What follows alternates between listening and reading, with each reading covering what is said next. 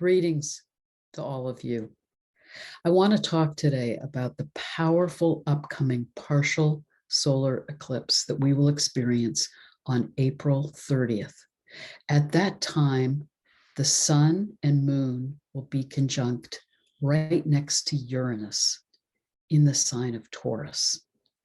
Remember that solar eclipses are wake-up calls. They're trying to get our attention and give us a message about something we're needing to integrate to support us in our own growth and healing and evolution. So what is the message of this eclipse? It's very powerful that this is happening with the sun and moon right next to Uranus. Remember that Uranus is the planetary ruler of Aquarius. Aquarius is this age that we're moving into, these new paradigms that we're being called to transition into that are about a profound shift in our consciousness, that are about our coming back into a rebalancing of the energies of the sacred masculine and the sacred feminine. It is about coming back into a sense of truth and justice and fairness, and being in collaboration with each other in a way that we relate to each other with respect, with mutuality, rather than from a power over dynamic or a destructive or abusive dynamic. Uranus is calling us into truth, calling us into justice, calling us into being more fair in how we use our resources, the finances of the planet, the resources of Mother Earth, and to be more in right relationship with the earth and all of the sentient beings on the planet. Uranus is that connection to cosmic consciousness. It is calling us to wake up and remember who we are as humans. We are soul selves having a human experience, but we come from the cosmos. We're made of stardust. And at the time of death, we return to the sea of cosmic consciousness.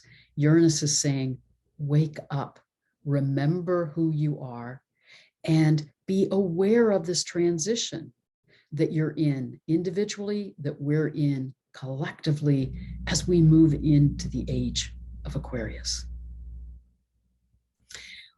What I find fascinating is if you work with visual astrology, which is looking at where exactly do these planets, do the sun and moon and Uranus fall in the sky at the time of this eclipse? And what is the story that that is telling us about the energies of that eclipse and the message it's bringing to us? So if you look at this sky map, you're going to see that this eclipse lands right in the part of the sky between the constellation Aries and Taurus.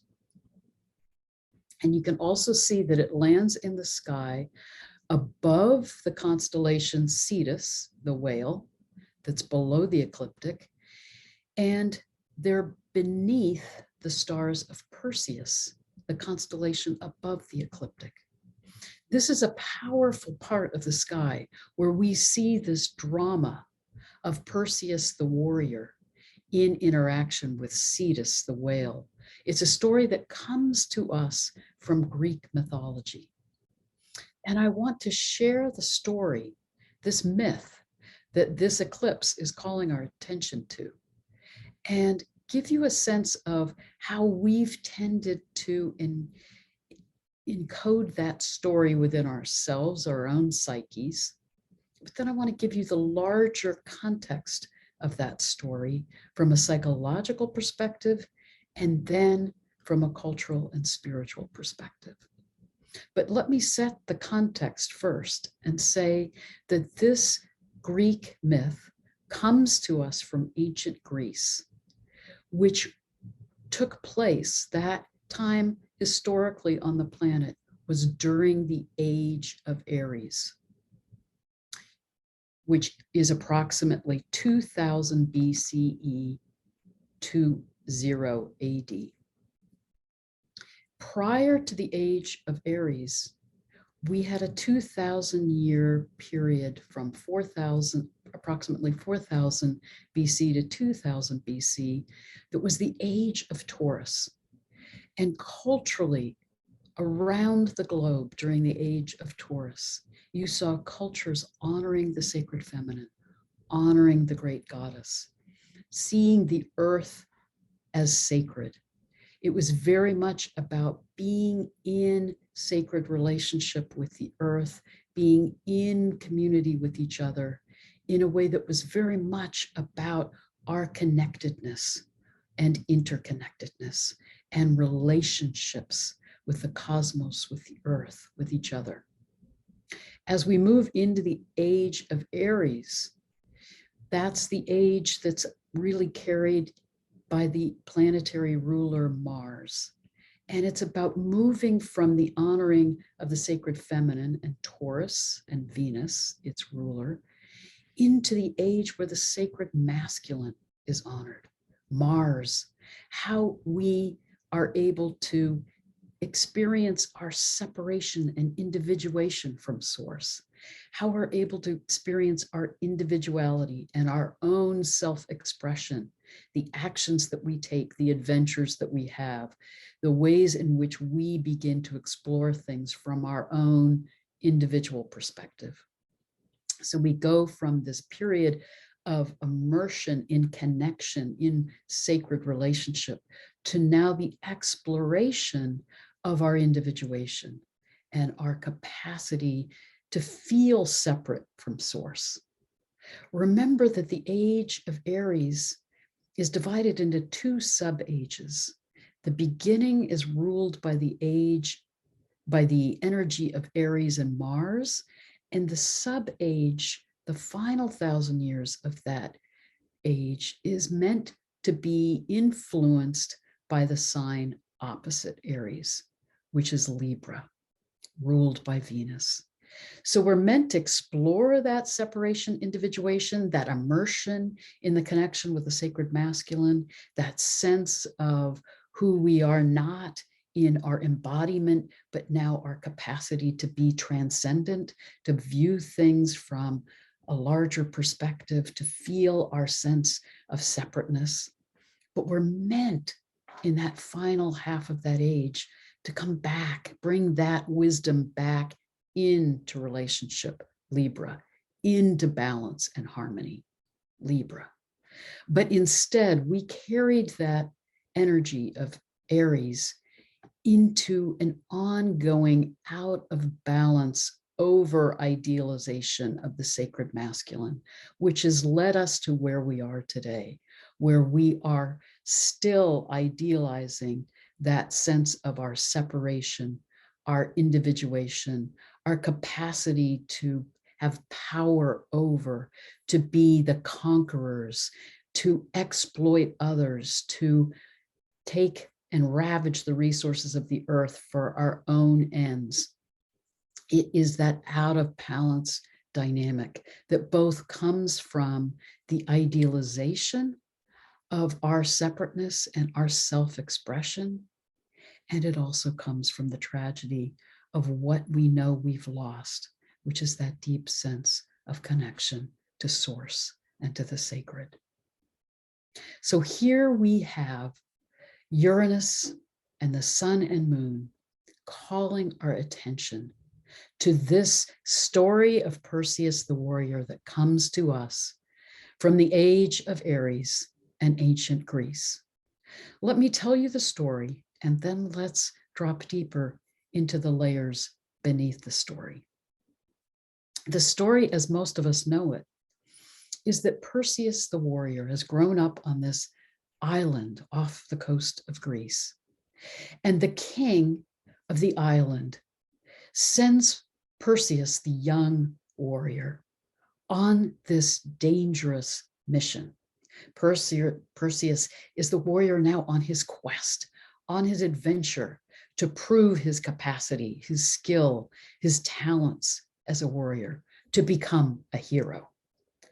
His task that he's assigned is to go and kill the horribly feared Gorgon, Medusa, this monster with serpents in her hair, who, if you gaze into her eyes, you turn into stone and die. Perseus is sent to slay Medusa and bring her head back as a trophy to the king.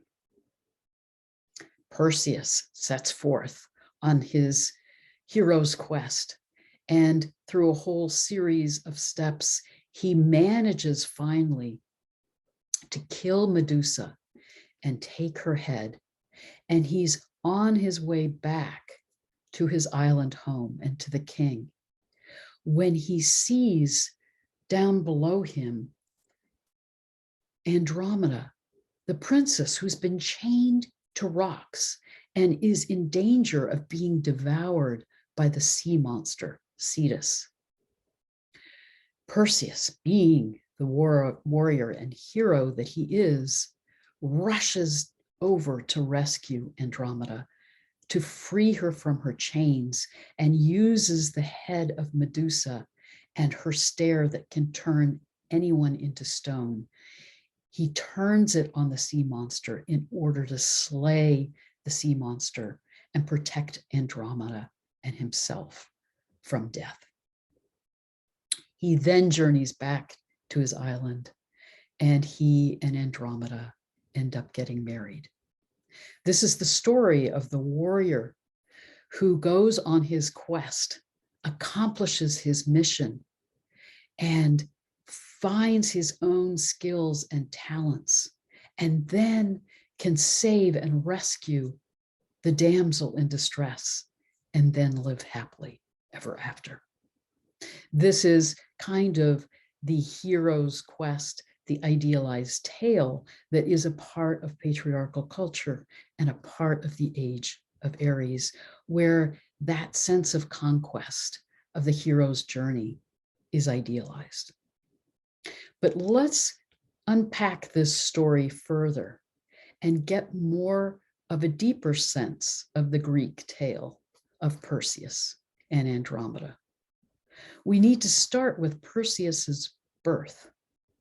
Perseus was the son of Danae, princess, daughter of the king of Argos in Greece. This king had heard a prophecy that his grandson would slay him and kill him. In his fear of having a grandchild, a son who would kill him, the king of Argos takes his daughter and imprisons her in a tower to block her from having her own life and from the danger of her wedding someone and having a child that will end up being his murderer. So the king keeps his daughter in imprisonment. This is the story of a daughter abused, abandoned, betrayed by her father. Zeus enters into the tower, into where the daughter is imprisoned, impregnates her out of his own desire, and she gives birth to Perseus, her son.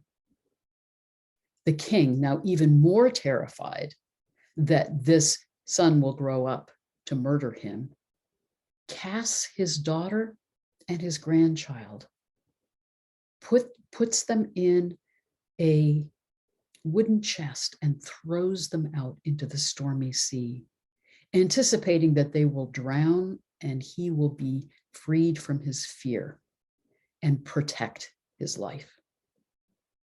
Instead, the daughter and Perseus somehow drift in the sea to an island where they're rescued by the villagers and they're able to grow up in the protection of this remote island. As Perseus grows into adulthood, the king of the island starts to be attracted to Danae, Perseus's mother, and wants her for his wife. Danae wants nothing of this. She does not want to marry this king. And the king, thinking that maybe her hesitation is because of her son and caring for her son, decides to send Perseus on this incredibly dangerous mission with the hopes that he'll never return, that he will in fact die on this mission, and then he'll be free to take Danae as his wife. So he sends Perseus on this mission to kill the Gorgon Medusa, who he's sure will stare at Perseus with her stare, turn him to stone, and kill him, freeing the king to have what he wants and to have power over Danae. Instead, as we know, Perseus accomplishes his mission. He's on his way back when he sees Andromeda in distress. Andromeda is the daughter of King Cephas and Queen Cassiopeia of Ethiopia, who were in their power and in their glory and in their pride. And Queen Cassiopeia felt so proud of the beauty of her daughter. She bragged about her and said she's even more beautiful than all the nymphs, beautiful nymphs of the sea. Well, this angered Poseidon, the god of the sea, and he started sending storms to the land and threatened to destroy the people of Ethiopia, of this kingdom. In their fear, the king and queen go to Zeus and say, what do we need to do to save ourselves? And Zeus says, you need to sacrifice Andromeda to Poseidon to appease him, and then you will have peace. So the king and queen take their daughter and chain her to the rocks and leave her there to be devoured by the sea monster, which is when Perseus finds her and rescues her. He then takes her back to his island, but Andromeda has already been committed to someone else for marriage. So Perseus now slays the man she was intended to marry so he can have her for himself. As you begin to unpack this story, you hear the layers of trauma and abuse. Perseus, whose mother is betrayed and abandoned, he is thrown into the sea by his own grandfather and left to die. He then is treated as a pawn in the king of the island's desire to get rid of him to take the mother, and sent on a mission that's meant to be his own destruction. Perseus is thinking he is the hero on his quest to prove himself, to slay the monsters, to slay Medusa, and then to slay the sea monster. But he actually becomes a killer as well as a rescuer. And Andromeda, who has been in her glory, is now being abandoned and abused and left to die by her parents. These are stories of abandonment, betrayal, abuse, and trauma. And you can see the layers in these stories then of the pain, the suffering, the acting out, the revenge. When we get caught in trauma, it affects how we see each other. It affects how we feel about ourselves. And we either get caught in that sense of victimization and helplessness, like Andromeda, or we get caught in acting out in a violent power over dynamic, like these kings in the story, or we perceive ourselves as the rescuer, like Perseus, but we actually are colluding with and playing in to the very trauma we think we're trying to heal. This story is really showing us that to come into truth, Uranus, to come into clarity, we have to see all these aspects of ourselves. We have to see that within us, we have the victim, we have the perpetrator, we have the rescuer.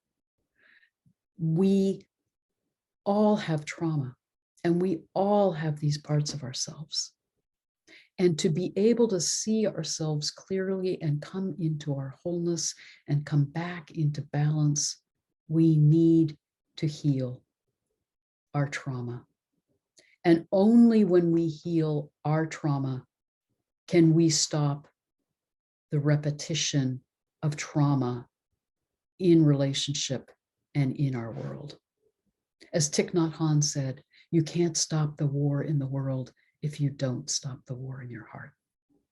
We need to heal so that we can come into wholeness and see ourselves clearly. We need to heal so that then we can see each other clearly and stop the violence, stop the war, stop the distortion and destruction. There's a deeper layer to this story. We need to ask, who is this Gorgon Medusa with serpents in her hair? And where did this sea monster come from? Remember that this story is set in the Age of Aries, where the energy of the sacred masculine is now idealized, and the energy of the sacred feminine is denigrated. In reality, Medusa arises out of the ancient great goddess, the triple goddess, Maiden Mother Crone, that comes out of those old cultures honoring the sacred feminine, where there was this awareness that we come from the earth, we come from our mothers, we come from source, we are birthed, we grow into our lives, into our fullness, and then we come to our death and we die and are reborn again. The great goddess holds that wisdom of the cycle of life, death, rebirth, of regeneration that we experience in the natural world around us, we experience in our own journeys.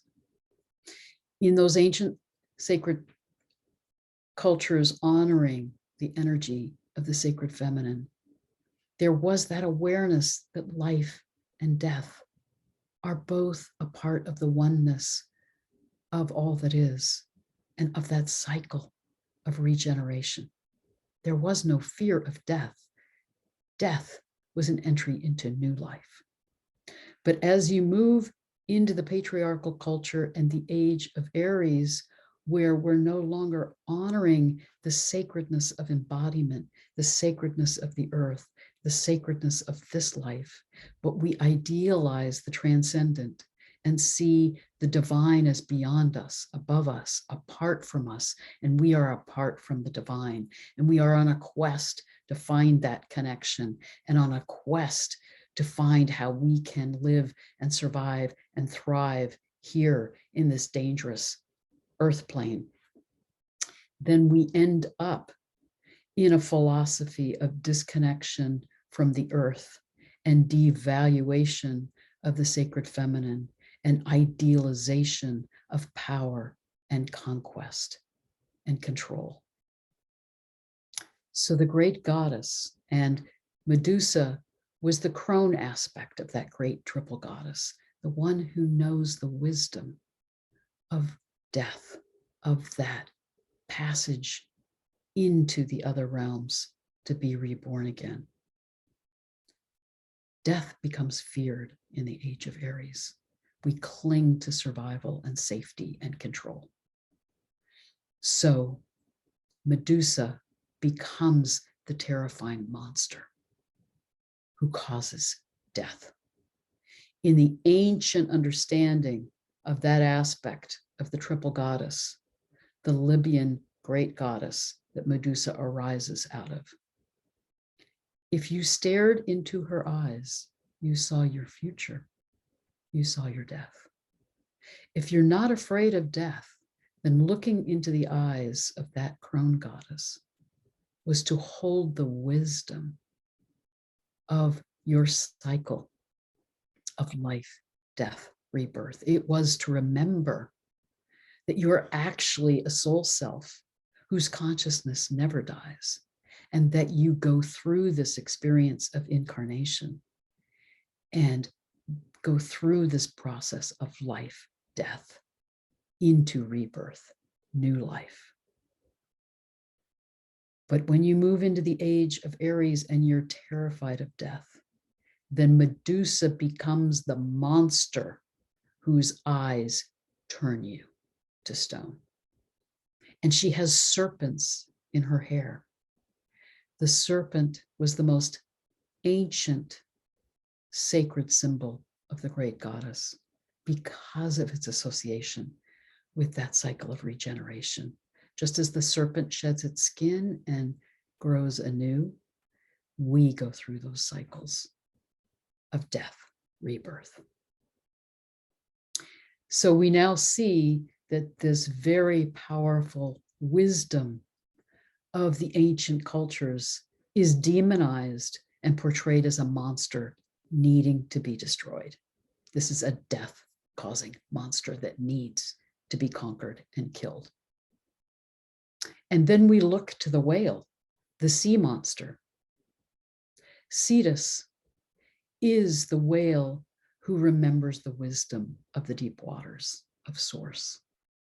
Again, the wisdom of the sacred feminine and that awareness of the interconnectedness of all of life. And if you are the hero trying to conquer the forces around you, and the natural world itself is dangerous, it's either a danger to be conquered or a resource to be exploited. So we see in this tale of Perseus deeper layers, the layers of trauma of what we've done to each other in our disconnection from each other, our distortions of each other, our abuse and exploitation of each other. And we see the deeper layer of the story, which is that transition from the honoring of the sacred feminine to the idealization of the sacred masculine and the devaluation of the great goddess, and how that played out then in our denigration of women and of our connection with the earth. So Uranus in Taurus, in the sky between Cetus the whale and Perseus the warrior, is saying, wake up. Remember who you are. Remember this ancient wisdom. Cut through the illusion. We live in a world filled now with illusion, misinformation, disinformation. Uranus is saying, cut through the stories, the illusions, the distortions. Set yourself free from that myth of disconnection. Come back into clarity, truth, right relationship. Remember your journey through history. Remember that we come from that honoring of the sacred feminine and needed the exploration of the hero's quest and the sacred masculine. But we have also lived intensively the shadow side of that. And we're meant now to come back into balance, to be able to reclaim the wisdom of the sacred feminine and the sacredness of this life, the sacredness of this earth, the sacred expression of being embodied, and to meld that with the understanding of the sacred masculine, which is that the sacred is within us, it is beyond us, it is all that is. And when we integrate the sacred masculine and sacred feminine. We're able to be in our individual expression of creativity and uniqueness, remembering we still are in relationship with each other, with the earth, with cosmic consciousness, with all that is. Uranus is saying, wake up. This solar eclipse is saying, wake up and remember who you are. An eclipse is when the sun and the moon merge together. The sacred masculine and the sacred feminine come together in unity. This eclipse is saying, wake up, bring these energies back into balance, into harmony, into unity. Because when we can do that, we can see ourselves more clearly and heal the trauma that we've been through with this journey of disconnection, distortion, destruction. We can heal and come back into wholeness. And then we can hold ourselves with compassion. Then we can see each other clearly and not perpetuate the trauma from generation to generation, not perpetuate the trauma collectively in violence, wars, power over, abuse, exploitation of each other and of the earth. Then we can see ourselves clearly, come back into alignment with the earth and sky, come back into balance and co-create a new earth, move into a whole new consciousness as we remember who we are, our connection with source, with cosmic consciousness, our capacity to be a part of the creativity of the earth and the sky, and our capacity to be in profound relationship with each other and accepting our diversity, respecting each other, holding each other in compassion, and co-creating together. This is the message of this powerful solar eclipse with the sun and moon and Uranus. May we wake up. May we remember who we are. May we come back into truth, clarity, right balance, and move into these profound new ways of being and a higher consciousness together. Blessed be.